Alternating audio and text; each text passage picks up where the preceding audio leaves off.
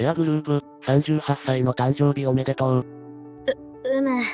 祝ってもらえるのはありがたいが、そう手放して喜べるものではなかろう。年を重ねるというのは、それだけ若さも体力も失っていくということだ。私も前世紀の頃に比べれば、もはや衰えは隠せん。でも、それでも、君は女帝としてふさわしくあろうと頑張ってるじゃないか。たとえ肉体が衰えようとも、君の信念や決意はちっとも揺らいでいない。いや、むしろ、今の方が、あの頃の君よりも、眩しく輝いているよ。そうか。ああ、俺にとって君は、たとえおばあちゃんになっても、理想の女帝だ。そんな君とこうして同じ時間を重ねてこられて、俺は幸せだ。たわけ。女性に向かっておばあちゃんなどというのは失礼だぞ。気に障ったかい？いや、貴様に言われると不思議とまるで気にならん。むしろ嬉しいくらいだ。そうか。ところでエアグルーヴ。なんだ？君ももういい歳なんだし、そろそろ気になってる相手とか、仲のいい人とかいないのかい？は？ちょっと待て。今こうして私と貴様はディナーに来てて良い雰囲気だというのに、私たちの関係は恋愛関係とかではないのか？当たり前じゃん。俺とエアグルーヴは、これまでもこれからも、担当馬娘とそのトレーナーの関係ってだけじゃないか。たわけ。どうした急に？どうしてもこうしてもあるか。20年も私と貴様はこんな関係をずるずると続けてきたというのか。どこかで告白する機会や関係が進むような出来事は一切起こらなかったというのか。おいおい、俺とエアグルーヴは、信頼と友情で結ばれたベスト清い関係じゃないか。俺たちの間に、そんな男女の恋愛イベントが起こるわけないだろ。たわけ。男女間に友情など存在するわけなかろうが、たわけ。そうなの？学生の頃エアグルーヴが、私と貴様がそういう関係になるなど。想像もつかんな、なんて言ってたから、その通りだと思ってたんだが。そんな学生のガキの気取った言葉など信じるな。貴様の心は少年ハートか。自分で言ったことなのに。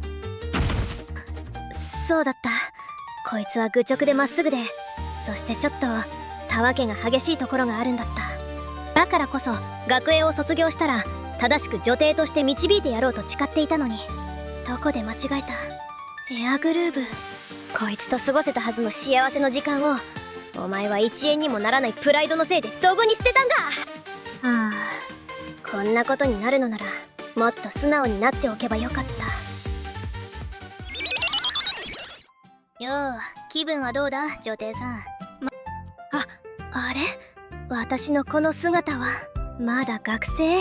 たわけとの酸っぱい関係は？あんたが見てたのは20年後シミュレーターが映し出した疑似未来だ。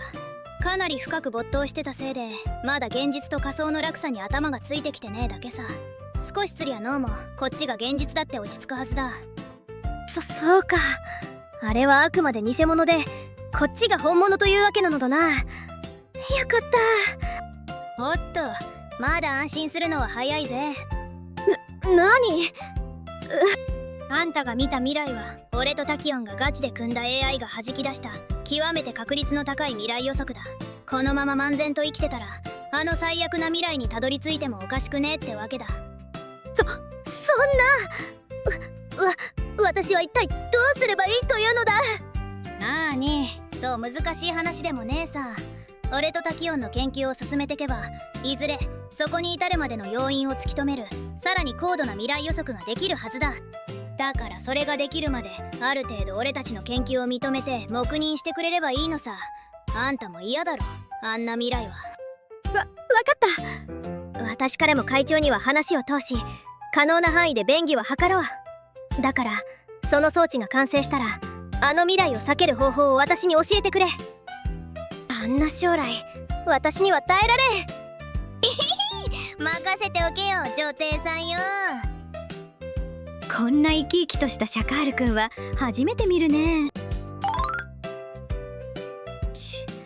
これでやかましい生徒会の一角は崩したから、研究がやりやすくなるぞ。しかしシャカールくんも悪だね。エアグルーヴを協力者にするためにあんなどぎつい未来を見せるとはね。どうやってあんな最悪な未来に調整したんだい？なんもいじってねえよ。え？あれは AI の弾き出した現段階で一番可能性の高い予測をそのまま見せただけだ。あれで結婚できないとか、全ウマ娘は危機感持った方がいいね。